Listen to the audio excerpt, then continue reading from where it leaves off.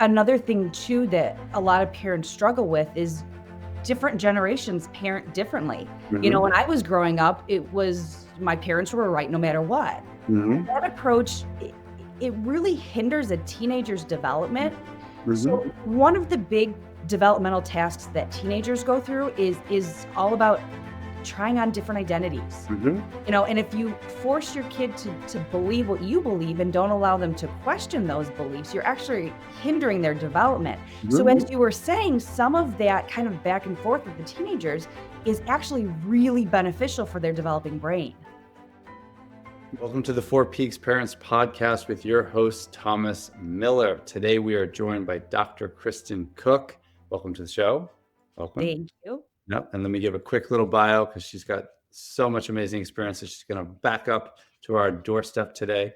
Dr. Kristen Cook is a pediatrician. She has 15 years of experience helping parents, navigate the hardest freaking job in the world. She's the author of Parenting Redefined, a guide to understanding and nurturing your child's behavior to help them thrive. She hosts a weekly podcast called Mom Doc Talk with Dr. Kristen Cook.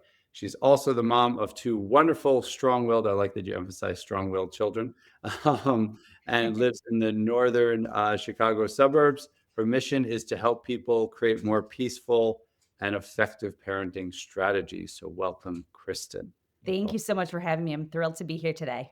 Yeah, and the conversation we're going to dive into today, which seems so obvious, but is really helping parents understand that each child is going through their own developmental, sort of movie life span, milestones, et cetera. They're living distinct lives. And it's so easy for us as parents to forget that when we have children, right, more than one, even one, right, what we did, yesterday or last year doesn't necessarily apply to what's happening right now developmentally. Yes. Well, if you could just give a quick, kind of overview of what do you see as some of the most obvious things that parents forget about, myself included, when it comes to obviously parenting children, because I have two boys that are 2.5 years apart. Mhm. What are just some basics? And then we'll dive into some nitty gritty as Yeah. well. So, pretty much across all ages other than infants, it's really important for parents to understand that your child's misbehavior is not usually a sign of defiance. It's an expression of an overwhelmed brain. So, Mm. it's frustration that they can't express, it's an unmet need, it's they're overtired, overstimulated, hungry, and they don't know how to express that. So, don't take the misbehavior personally. Try Mm. to understand where it's coming from because that will lead to better outcomes in the future.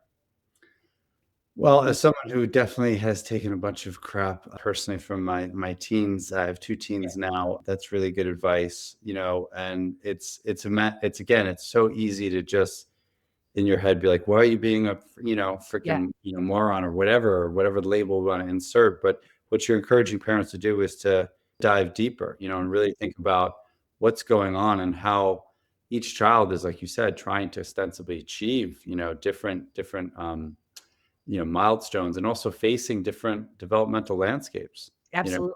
Yeah. Yes. Yeah. What are some of the, again, major pitfalls that you see and ways that families can get out of Yeah. falling into some of those traps? Yeah. So for toddlers and preschoolers, it's really parents who expect too much out of their child. Mm. You can't expect a toddler to never have a temper tantrum. Mm. It's not going to happen. That is a normal part of their development. You can't expect them to not hit or bite. You can encourage them to change their behavior in the future, but you've got to understand that that is just developmentally normal. I have a lot of parents in my medical practice when their kids are, 3, 4, oh my gosh, my child has ADHD. Well, Mhm. no, it's developmentally appropriate for toddlers and preschoolers to have the attention span of like a nanosecond. Right? Mhm. So helping people understand what their kids are capable of developmentally can help set future behavioral expectations. That's such a great point. I mean, we were talking offline about, not everything is diagnostic, right? Right. And we Yeah. work with some of the same parents, it sounds like, who are looking immediately for the pill, looking immediately for the diagnosis. And again, I'm not against at all looking at psychopharmacological medication or other Right. medications as a part of, a child's resources that can be super helpful. But I love that piece around really helping parents understand that this child may or may not have ADHD. However, there's also other underlining things that are going on. And that piece also about meeting a child, where they're at, like Mhm. not expecting, right, a toddler not to have a temper tantrum, I think is really helpful, and it universalizes what's going on, because so Right. often I think parents think their experience is unique, yet It there are these universals, you know. Well, Yes. in addition to the toddler, can you speak to where you see a misalignment, maybe at the tweenagehood or the teenagehood or other developmental Sure. milestones that again are actually in fact normative that a parent might typify as problematic? Yeah. So school-age children are very concrete thinkers. Mhm, They really don't have the skills to think very abstractly. And so helping parents understand that your kid is going to be very blunt and they are going to tell things the way that they see the world is really important. So when my daughter was, oh my gosh, how old was she? She was like 7 years old. And we had a really, really big thunderstorm. And I looked out the window and I was like, "Oh my gosh, it's raining cats and dogs." She panicked and went to race out the door to mhm, save all the kitties and puppies that she thought were flying down from the sky. mhm, So we have to understand that, we have to be with those school-age children, it's important to be very direct. We can't mhm, assume that they understand what we're thinking. If mhm, we want them to go put on their coat and put on their shoes and grab their backpack, we have to tell them that. We can't just say, "Go get ready for school." mhm, mhm. So being very, again, direct, complete with those kids is gonna be helpful to get them to engage in the behaviors that we want them to engage in. That's such a good point. It's so easy, I think, for all of us to forget, that we're again dealing with a different person year to year, month to month, but especially when you have two, three, four children in the household. And I work a lot with parents that, of course, have toddlers as well, but the majority of the parents that I'm coaching have a teen and or a young adult. Uh-huh. And I'm always saying, particularly at early adolescence, when this child is beginning to debate, as much as parents immediately are like, hell to the non, this is a bad thing. In fact, it's a good thing. As you know, it's the beginning, right, of them forming their personality and the beginning of major, right, changes happening on the PFC level, right, prefrontal Mhm. cortex. So Yes. again, that's such a good piece to not only not typify or immediately label this as negative Right. or out of sync. In fact, it's about us needing to be much more take a more child development lens and Yeah. realize where this child is at. And Mhm. that's so hard because parents, as you know, right, we're all stressed, rushing, Mhm. finite amount of time and energy. And it's easy for us to just take this one size fits all approach, Right. you know? Right. And, Yeah. I think another thing too that a lot of parents struggle with is different generations parent differently. Hmm. When I was growing up, it was my parents were right no matter what. Hmm. That approach, it really hinders a teenager's development. Hmm. So, one of the big developmental tasks that teenagers go through is all about trying on different identities. Hmm. And if you force your kid to believe what you believe and don't allow them to question those beliefs, you're actually hindering their development. So as Hmm. you were saying, some of that kind of back and forth with the teenagers is actually really beneficial for their developing brain. Hmm. Yeah, and in that back and forth is the ability to negotiate, have agency, assertiveness, Mhm. self-efficacy, all these things that we know are tied, right, to having positive self-esteem and a good Yes. sense of self. So Mhm. yes, going from the like, just I don't want to, hear anything you have to say. Culture absolutely is going to thwart that child's sense of who they are, their own, ego development in a good way. Right. That's such a good point. Well, where are other misalignments that are so again to you must be glaringly obvious when someone walks in, your office and the parent is putting the child out as the identified patient, right? They're Yeah. basically saying this is the problem, fix this child. Where Yeah. do you see just some basic, native knowledge, if you will, that would be helpful there? What are some other real missed moments? Yeah, and it's so cliche, but kids are not little adults. Like, I've had Mhm, so many parents out of my office, yell at their kids because they were crying because they were going to get a shot. Well, your child Mhm, is 4 and shots are mhm, scary, mhm, so mhm, not expecting them again to act above what they're capable of doing. mhm, mhm.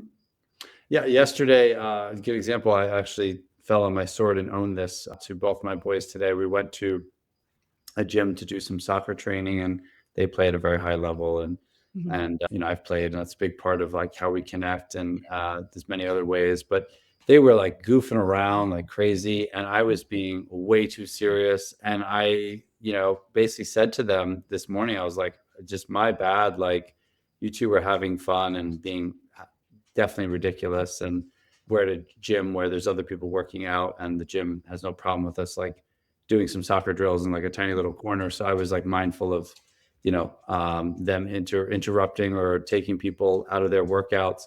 But I said to them, like, I have a 15-year-old, soon to be 16-year-old, and a 13-year-old. I was like, my bad. Like, you guys were, it was beautiful to see you guys like acting like kids and being playful, and stupid me for like, acting like this is the World Cup or something, you know what I mean? That we had to get whatever ROI out of this thing, or we had to, be here and have all these stupid expectations. So that's so important too. And to remember, these are kids, Yeah, and to not expect them to be mini adults.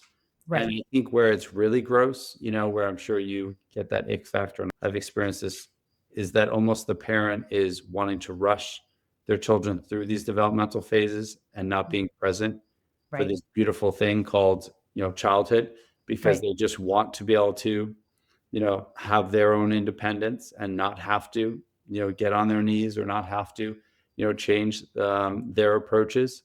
Mhm. That's really challenging. That's Oh, really yeah, challenging. Yeah. absolutely. But you bring up an excellent point in that you apologize to your kids. You Mhm. know, as parents, we make mistakes all the Yep. time. Okay. And Yeah. if we act like we're always right, how detrimental is that to our kids? So Mhm. how awesome is that to be able to say, "Hey, boys, I made a mistake. This is not the World Cup.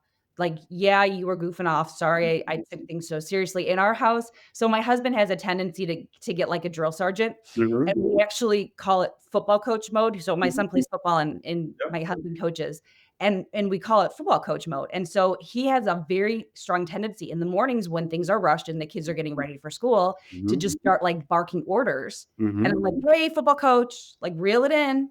These are timeout. These are kids. Like, take a Yeah. break, And chill, a but, football coach is needed. I think what's so interesting about having coach parents, I always use this analogy, is I always say there's some families I work with that all they have is a hammer, and then by proxy, their children are just nails, right? Then there's families I work with that don't even have a ball peen hammer, right? And they have no ability to say no or to hold the limit. And so football coach has that Thor hammer, which is great. I have a Thor hammer as well.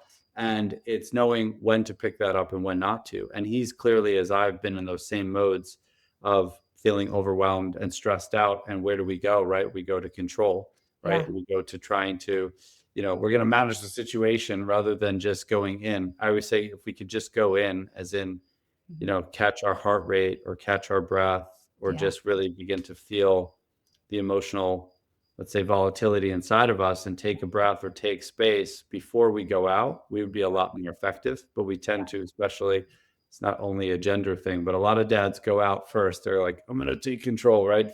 I'm yeah, going to control this situation. Meanwhile, they're out of control.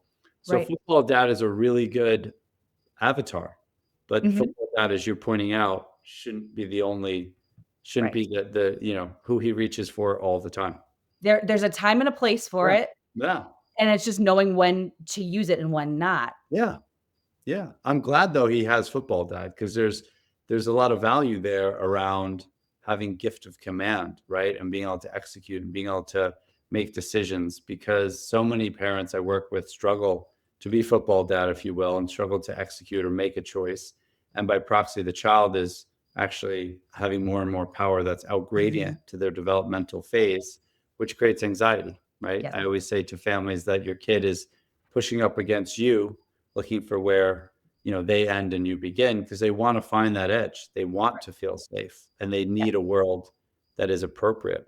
Is that Yeah. something you see often, that families struggle on how to couch their child's world, meaning that is the world too small that they're presenting, or is the world too big that they're presenting? Where Yeah. do you see kind of mismatches around? I see both extremes. I see parents that want to shelter their child Mhm, from this big scary world, mhm, and I see other parents who are maybe not very involved and let their kids, be on the internet all mhm, day long. So I mhm, really see a whole spectrum, and there's ways to tweak each approach, right? Like, as parents, it's still very important to be in charge. But mhm, you don't have to put your bossness necessarily on display all the time. There's a mhm, way to quietly lead and effectively parent your child without kind of shoving it down their throat. mm, mm. I like that. I like that. I mean, that speaks a lot to a really secure leader. Like I always say, when I used to do a lot of executive coaching, and I was an executive coach myself, I always say that, secure leaders hire overqualified people, Yeah. and insecure managers hire underqualified people, right? Mhm. Because they can manage them, they can control them. And Yes. so if you really think about that, the parent who I would say, hi, my name's Thomas, and I need to join this 12-step group for at times overexerting, right, control rather than staying back here, which I love. That's a very confident stance. Like Mhm. I'm here, I'm good, I'm unflappable amidst the storm, Yeah. and I can have influence without having to impose, right, dominance. I love Right. that. I love that because Yeah. that's a really secure parent. That's a Mhm. secure parent who sees the bigger picture and kind of takes the moments where they should be. They should take them. They're not pressing too much all the time, trying to contrive outcomes. They're letting the game come to them, and Mhm. kind of coming alongside. And that's Yeah. a transition, right? When you go from a Mhm. toddler who could run across the street and you have to grab their arm, Right. especially if you have a neurodivergent, child who's on the spectrum who, is not spatially aware or whatever that is, or self-aware, and they're in a park. And then 5 seconds later, you have a teen, or they're a teen, and you got to have a head on a swivel and now accompany them and come alongside and empower them, right? And allow them to have that bigger world. That could be really challenging. You know, how do you help parents make that shift? Yeah. It's coming back to, what is your goal as a parent? Do you just want somebody that you can control? Mm, Or my approach is, I want to raise kind, compassionate, respectful kids mm, who chase their passions and try to make the world a better place. mm, And so kind of understanding where you're parenting from can help mm. restructure some of that confusion. Oh, that's a good one. I like the where you're parenting from. I mean, that's just a great question. I hope maybe anyone, if you're driving, don't do this. But, I think that's a great question. Like, where are you parenting from? Maybe people listening can like put 3 minutes on the timer and then just say, where am I parenting from? And just anything that comes to mind, like a nice, good, healthy brain dump. Because Yeah, I think if everyone listening doesn't have the word fear on there at some point, you're probably not telling the truth. We right. could write love, we can write intentionality, we can write all these things, which could be a part of that 3-minute brain dump. But if we're Mhm. being honest, so much of us, or so many of us, with or without trauma, whether we have PTSD or not. I mean, I have parents that, have loved ones who are in active addiction who can overdose. I have loved ones who, have a child with an eating disorder who's incredibly underweight and can, have serious medical issues there, or a child with, OCD or bipolarity. So everybody is somewhat keyed up. We're Yeah. all somewhat on edge. And we don't, whether we realize it or not, there's a lot of crazy crap going on in the world too. And we're feeling that via osmosis, so are our kids. So, Right. but that's such a great question. Like, where are you parenting from? Mhm. Because what's cool about that question is, if you actually just stopped, not every 5 seconds, because that will be annoying, but if you like just stopped maybe in the morning, afternoon, in the middle of like the night, and just Mhm. was like, all right, where am I parenting from? Like, let me do a little body scan. We'll Mhm. check in. That just like helps immediately you get in the now and in the moment and reconnect and then make a shift. Right. But Yeah. it's also important that parents don't judge themselves for where they're at. Well, If you are in a state of parenting from fear, right. that's nothing to be ashamed of. Right. it just means maybe dive a little bit deeper into where that fear is coming from. Mm-hmm. Mm-hmm. Yeah, and I think what's hard for so many of the parents I work with is they'll go through my program. It's called the Four Peaks Parents Program for a reason, because there's four peaks that we climb, and the second peak is called emotional mastery, which is about becoming the master of our emotions, so our emotions aren't running roughshod all Mhm. over our parenting. And like you said, I always say to the families, it's totally appropriate to feel fear. It's totally appropriate to feel shame. It's totally appropriate to be anxious. And it's not that we're like, oh, we're parenting this way now and we're going to parent that way tomorrow. No, it's like you have to parent this way based on this. I'll give you a perfect example. I have a family that their loved one is detached from them in active addiction and active mental health Mhm. and basic couch surfing. They're remaining open. They're keeping the open lines of communication. They're staying in a heart-centered stance, but they're not vis-a-vis an intentional decision we're making that I'm coaching them toward to go chase this person and go knock on everyone's house to find out where they're sleeping tonight. They're a 20 something year old, not a teen. So that's a very intentional based decision. They're not parenting from a place of anger. They're not Mhm. shutting down the relationship.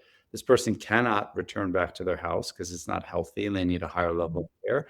And they're Right. holding out hope for when that person is sick and tired of being sick and tired that Yeah. they're going to come to them. So I love that idea that, yes, not only should we know where we're parenting from, we should give ourselves permission to parent from that place, if in fact that place aligns with an intentional Right. choice.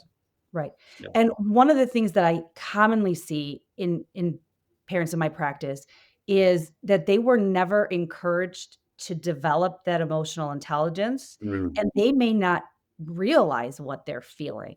And Mhm. it's really hard to try to teach your kids to embrace all emotions when you don't really know how to do that yourself. So Mhm. one of the things that I encourage parents in my practice to do, because I have a lot of parents that say, "Dr. Cook, how do I stop yelling at my kids? I know I'm yelling. I don't want to yell all the Mhm. time. Mhm. How do I stop that?" And I said, "Well, Mhm. first you have to understand when you're about to yell. Sure. You have to recognize that you're getting keyed up. And if Mhm. you don't know how to do that, put on an action movie. Mhm. And in the middle of an intense scene, pause it and notice what's going on in your body. Is Mhm. your heart racing? Are you Mhm. breathing shallow? Are Mhm. your palms sweaty? That's you're getting ready to explode. Mhm. And Mhm. so kind of taking that approach and having them practice can sometimes be really, really helpful for parents that struggle with understanding their own emotions and their own triggers. Mhm. Yeah, that's such a good example because what you're doing is you're also helping this person not only get attuned to their body, right? Because as you know, our body keeps the score when we're going through trauma. They're also able to be more comfortable in that keyed up state. So there's Right, a healthy inoculation of that, and then there's also this opportunity that I actually can throttle back. I can bring myself from here to here and right. and this idea of also so many parents, myself included, we get put on our kids' time. And I'm always saying to parents, like, first off, if you're dealing with a toddler, they have no sense of time. No. And so, of course, they're going to push for 5 more minutes, 10 more minutes, 30 more minutes, whatever that is. Mhm. And that child is standing between us and our self-care, us and our sleep, us and this thing maybe called a sex life, which I don't know. I don't know. I hear about it. I've watched it. Apparently, there's this thing happening. I'm not sure what it is. It's trending, I think, on Instagram or something. But so for us to realize that, you know, there are times that we do have to get this child to sleep because we have to take care of ourselves. There are other times we can take this conversation offline and we can all go to bed and we can pick it up tomorrow. Right. There are times we do need to barge into the room because there's a weird smell, right? Yeah. Coming out of the room. There are other times we're gonna catch that, situation, intervention, behavior, whatever, Mhm. vis-a-vis a marathon approach. So I think, yeah, just the idea of helping parents slow down, make contact with themselves Right. where they go out and make contact with their loved one, I think is huge because dysregulation creates more dysregulation, right? Right. You're not going to create more co-regulation. Well, and I always tell parents in my practice too, it's okay to make sacrifices for your child. It is not okay to sacrifice yourself for your child. Mm. Like, you have to take good care of you if you wanna be the best parent you can be. Mhm. That's so true. So true. I was just saying to this client yesterday that I was saying to her, you're getting an A plus plus in, your career, you're getting an A plus plus in your momming, but you're getting a D in self-care, Yeah. and so trying to help her understand that, the A plus plus in momming is actually not sustainable. And in fact, going to create some D's, or maybe an F or a C plus in her parenting down the line, because she's trying so hard, which is a beautiful thing. I understand where she's coming from and what she's trying to achieve there. And I love that she's really leaning in heavily to being an attachment-based, secure mom. Mhm. That's great. However, it's also understanding the difference between, perfection and good enough. Because good enough parenting over time beats perfection and then a huge drop off, right? Right. Or a dysregulated, trough. It's like peaks and valleys. Definitely do not beat, a more consistent, Right. modicum approach. Yeah. And it becomes a vicious cycle too, because if you're not taking care of yourself as a parent, you get sleep deprived, you get Mhm, hungry. mhm, That only increases your risk of yelling at your kid or saying mhm, something that you don't mean, or, engaging in a behavior that makes you feel regretful. mhm. So taking a step back and being like, "Look, I need this," and if you have a partner, like, you have to communicate that with them. I told my husband that I went to bed at 9 o'clock the other day. I said, "I am so exhausted, I need to go to bed. Like, I need you to take care of the Yeah, kids, make sure they're ready for yep. tomorrow. I'm going to bed." But that's also a beautiful thing, because there's so many things in that. Number one is you're letting, what was it called? Army dad, football coach dad, Football coach dad. football coach dad. You're trusting football coach dad, because where, not that you're turning you into my clients, but if you were in a sicker place, you wouldn't let go. You Right. would be a masochist, which I see so many. It's again, Mhm. dads as well, but this tends to Yes. be more my moms who have a really hard time letting go and letting God, or letting their husband, or letting their partner, or letting their wife, or letting whoever, Mhm. letting the social worker, letting the school counselor, letting the, whoever that is, psychiatrist, the therapist. And so you're letting go and trusting football coach dad, right? Who's, I'm sure, an amazing dad, and isn't only that, which is great. You're taking care of yourself so you can live to die another day. And if you didn't do that, not only would your marriage suffer, your kids wouldn't see that you're able to take care of yourself, which is great modeling. They wouldn't see that, oh, they're a team and Mhm. can't split them. And mom's not, up on the Mhm. cross, yet again, being the martyr, right? When she could use the wood for herself or the family. So there's so much there. There's so much to that. Yeah. And a lot of families struggle. They struggle on the tag team side. They become very, again, even if someone is doing more parenting than the other, that doesn't mean everything's not going to be 50-50, but there does need to be that trade off. Yes. And, Brene Brown talks a lot about when she comes home, similar to what you're saying, she'll communicate to her husband, like, I got 20%. I'm at Mhm. 20%. I need you to get to 80, Yeah. Now that Yes. can't be every day because that's not fair, but there's a reciprocity there. He Yes. could do the same thing. He could be like, I'm at freaking 5. I need you Yeah. to run the show, because I'm crispy and I gotta, whatever. So that's a beautiful thing. That's a Yeah, it's so important to communicate because you can't expect your kids, your partner, anyone else to know what you're thinking. Mhm, You have to be able to say, "Look, I need this from you right now." mhm, mhm, mhm. Yeah, and so, and what do you think when you go back to that whole thing about, like, if the parent's like, I don't know how to regulate myself, which is really awesome, actually. I'd love to work with that parent, because I have so many parents that would not admit that, and they'll Mhm, externalize parenting onto somebody else or something else, or in essence, export parenting, right? So there's at least a recognition that mhm, I'm not in the place I need to be or want to be, and mhm. I'm not effective here. What Yeah. is just like a really concrete, tangible thing? I like the action movie that you provided as well. What would be another, coachable moment you'd offer that person? Grab a journal and write down your thoughts Mm, because when we can understand our so thoughts, feelings, behaviors are all intimately related. If we can understand those repetitive thoughts that we all have inside of our head, we can challenge those, and then when we challenge our thoughts, we can change our behaviors. mm. Speak to like a narrative you hear often when you talk about these repetitive thoughts, because we all Yeah. tell ourselves a story, right? And it could be, and if I'm a narcissist, it could be I'm the greatest dad in the world, which is not true. If I'm really hard on myself and have a healthy inner bitch or inner critic, it's I'm the worst dad or mom in the world, right? What Mhm. are some narratives that you think parents do need to challenge, either about themselves or about how they're approaching parenting? Yeah. I'm not good enough. Yeah. That's the biggest one, is I'm not good enough because there are far too many people that expect to be perfect parents, and Mm-hmm. there is no such thing as the perfect parent. And so for the parents that are struggling with that concept, first of all, turn off social media. Mm-hmm. You know what I mean? Like, that is not real life. That is Mm-hmm. curated. Mm-hmm. Turn it off. Go to the grocery store and pay attention to the people around you. Notice how they're acting. I Mm-hmm. bet there's a kid down the aisle having a temper tantrum, Yeah.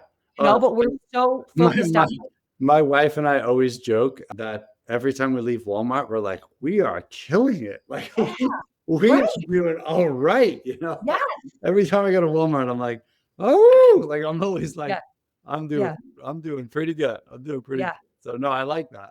No hate on Walmart, no hate on Walmart, No, but, uh-uh. no shade. But, no, I think that's great because yeah, who are you playing games against? Like, I Right. say that a lot to families. I'm like, look, the program is 90 days, and a lot of the families, we do some work afterwards too, but it's 4 peaks. And I'm always like, you're killing yourself. You're already killing who you were at peak one. Like, you're Mhm. killing, like the fact that in 45 days, 60 days, these families that I'm working with going through this program are able to choose to, again, have the uncomfortable conversation, stay regulated, choose to say, you know what, the teen that's coming at them, and you have to say yes to, going to this party and doing 85 other things. The fact that they either say no, or they say, you know what, let me think about it, I'll get back to you tomorrow, and they slow that process down and they allow themselves Right. to make contact with themselves, or if they have a co-partner, to get, solidified, and then make it present a united front. All the different tools in the program, it's so awesome to see families making those changes. And I always say, like, our job is just to beat us of like the last quarter, or Right. 6 months ago. Like, are we handling something slightly better? And how do we focus on the gains of what we're doing versus the gap of where we are? Because I think you're right with social media. You feel like a piece of crap because you Mhm. have X% body fat. You're not doing, I watch some of these workouts. I'm like, I would be like Yeah. in like a full body cast. Like, Right. I don't know if you see some of these like fitness influencers. They're like, hang upside down and throw a 90-pound kettlebell like in the Yeah. air and then catch it with your teeth. You're like, what? Like, or it's like every day, I'm always like, I'm not getting enough collagen, and then it's like, I'm not getting enough creatine. I'm not getting enough, it's just like, Right. it's overwhelming. It Oh, is yeah. overwhelming. Yeah. Yeah. So how do we break out of, again, like finding that fine line of not being a lamb to a slaughter of, say, social media, but also maintaining a growth oriented mindset, like where I'm gonna try to get better? Like, where do you see that space for parents? Yeah. So, one thing that can help kind of solidify that is create a family mission statement. Mm, Like, what are the values? What are the expectations in this household? Like, what are we trying to accomplish here? mm, that's really good. Do you have one? I do. I don't remember it off the top of my head. That's I okay. have it written down. That's okay. No, I love It I love this show Yeah. because I always I was joking in my last episode. There was a guy on several episodes ago who's awesome. His name is Brandon Moffat, and he was talking about how when his son, I forget if it was 17, it's in the show if anyone wants to listen to it, but he talked about how he like had this beautiful circle with all these other guys and was like, this is your male like community in case I'm Mhm, not around, and these are the men that I'm putting in mhm. your life. And I was like almost crying. It was like the most beautiful thing, and like with a Ah, fire, and then like, I suck, like it's but then I caught that and replaced it with like, that's a really good idea. And I'm going to think about something cool like that. yeah, And I then integrated that, not as cool as that, but I had just set up a phone call with my cousin, who's, shout out to my cousin who's in the Coast Guard, or was in the Coast Guard. And I just set up a conversation with he and my son because my son's considering it. So like, it's what you just said, like, again, we could pick up the shame stick and be like, I suck as a dad because I don't have a yeah, written statement, and it's not beautifully framed, and it's not right, like on every wall, and it's not some Pinterest thing with amazing quotes in the bathroom. But maybe that's just a simple conversation of going around tonight, at the dinner table for folks listening and just saying like, who do we want to be?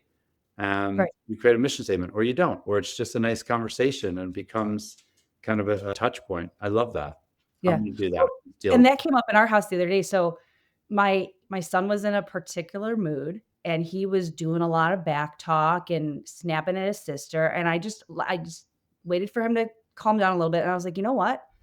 We value respect in this house. Mm-hmm. And the way you're speaking is not very Mm-hmm. respectful. And please try to speak to us differently. Mm-hmm. I love that because he has to then fight with the value system versus you. And I think we're so quick to localize the problem and be like, what the heck's wrong with you? And one of the Right. things I do a lot in the program is I talk about match, pace, and lead. So we're always just trying to lead our kids to the intervention, but we haven't matched with them and we haven't then paced, right, their growth. And I Right. like that idea of yours just like coming alongside and you're looking out at his behavior and saying, this doesn't really line up with who Right. we are. And I love the word we because he's inclusive in that we. That feels very like invitational to get back in track or online versus like, what the hell's wrong with you? Right. There's so many great things here. The key I'm definitely going to do is the check in with myself and say, where am I parenting from? Because I would say we all want to, again, say love, intentionality, pride, whatever. It's fear a lot of times. It's fear, it's anxiety, it's worry, it's what if. It's if this doesn't happen, if Sophie doesn't get into this, first chair violin, her life's over. If Right. Jaden doesn't get on that basketball team and or if I do call my kid out and have a really honest conversation about their cannabis use, I might have to, do what this family is doing that I'm working with, which is very courageous, which is to say, we love you so much that, we're willing to support you toward recovery and we can only endorse recovery. We can't endorse you being here anymore as much as Yeah. they didn't just arrive there, by the way. That's not a threat. That's an intentional, Mhm. beautiful decision after a litany of opportunities to engage this person and invite them toward a change process. So a lot of families, I see themselves stopping because they're like, if I make this change, then I'm gonna have to do all these other things. Mm. What you don't realize is you gain courage Yeah. with each little micro action. It Mhm. becomes easier and easier. Oh, yeah. Yeah. This was such a great Absolutely. conversation. Yeah. So I'm going to really work on the where am I parenting from? I'm definitely going to do the mission statement. Before you jump, I definitely want my audience to learn more about your book, learn more about your podcast, how they can engage with you. Yeah. What would you say is like the key? So those are my two key takeaways. Check in with myself. Where am I parenting from? Love Yeah. that idea of, hey, buddy, this behavior doesn't really mesh with who we are. And here's what we are vis-a-vis a mission statement. Yeah. What would you say is the key takeaway for my audience? You know, first of all, have some grace for yourself. The Mm, fact that you're even listening to this podcast right. shows that you care deeply about being a good parent. So give yourself some grace. Try to live in the present, you Mm, know? E enjoy the try, not always possible. mhm. The spit up will eventually end. The Mm, tantrums will lessen. Like, just be with your kid where they're at. mm. I miss the spit up days. I do. My kids were making fun of me. We were on a flight last year, and there was a baby who was like crying.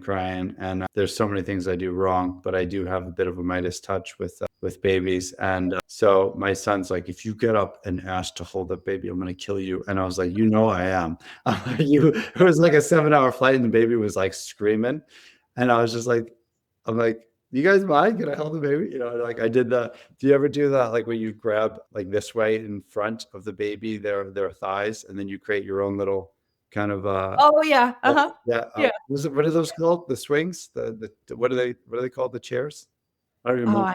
I'm I'm out blanking. of baby mode. I know what you're talking about, but I'm blanking on the name. Anyway, it's like a swing. It's just like a Yeah, swing, and the yeah, baby's like sitting there. I was like, kind of like, and I was doing bilateral stimulation by doing yeah, that, and it yeah. was like it relaxed. It's so true though. That's such a good point. Like how you're like, oh my God, I'm sleep deprived. When will this end? And then there's the next thing. And when will this end? And when will this? And then, like you said, you can just miss it. Yeah. Yeah. And it goes like that. Oh, so fast. So fast. So that's a great point. Be present. So how can folks, learn more about you or explore your book or your podcast as well? So please. Yeah. So you can go to my website, KristenCookMD.com. And there's links to the book. There's links to the podcast. Soon to be, I just started blogging for Psychology Today. So there'll be links to that coming soon. Book, Parenting Redefined, A Guide to Understanding and Nurturing Your Child's Behavior to Help Them Thrive, is available on Amazon. That's the best place to get that. And on socials, I'm usually momdoctalk_KCMD. Nice. And for any parent that is concerned about the direction their kiddo is heading, tween, teen, young adults, if you feel that you're having a hard time navigating just whatever the heck they're throwing at you, disruptive behaviors, if obviously there is true medically necessary, learning disabled, neurodivergence, mental health, addiction, please go to fourpeaksparents.com, book a free discovery call with me. We can see whether or not it's the right fit. The program may or may not be the right fit. That's why I always do discovery calls and love chatting with folks. And we'll always give you strategies, even if we don't choose to work together, because that's who I am. And you also can sign up for the free newsletter. You can get tips and strategies and tools right to your inbox. Thank you so much. This was such a great, interview. And I definitely am going to have to go up level my game as well. So I appreciate that. Thank you so much for being a guest, Kristen. Amazing. Thank you. Wonderful discussion. Awesome. Have a great day, everybody. Be well. Stay courageous, parents.